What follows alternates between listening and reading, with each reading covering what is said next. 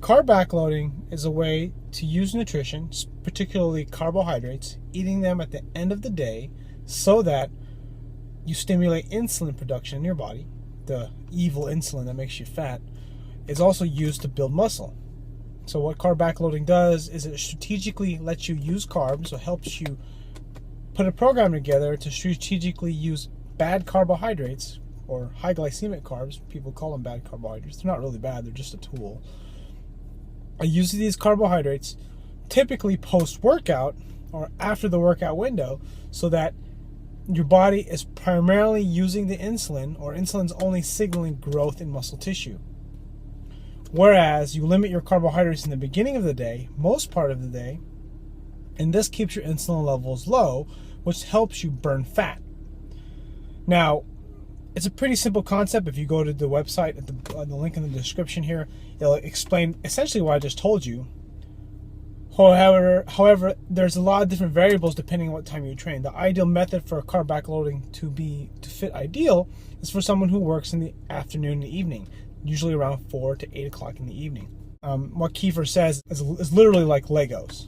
You put the Legos together and you can kind of build whatever you want. One of the reasons why I got the book and purchased it was because I get fat very easily if I eat too many carbs. And as long as you're training hard and you're pushing yourself and you're challenging your muscles and you're lifting big weights with big compound movements like squats, bench, deadlift, the major lifts, bent over rows, you're going to be able to use the carbohydrates, the bad carbs, to stimulate muscle growth. With carb backloading, you're going to learn how to partition your nutrients by using meal timing. Specifically, carbohydrates is really the main thing that significantly impacts hormone levels in your body, and more specifically insulin. The one main thing I got from the carb backloading book was being able to understand concepts that help you put on muscle and really explain to you why it's possible to build muscle and lose body fat, or to put on muscle without gaining any body fat. It's really just a matter of knowing how to time your meals, knowing when you should train, and understanding these concepts and using them to your advantage.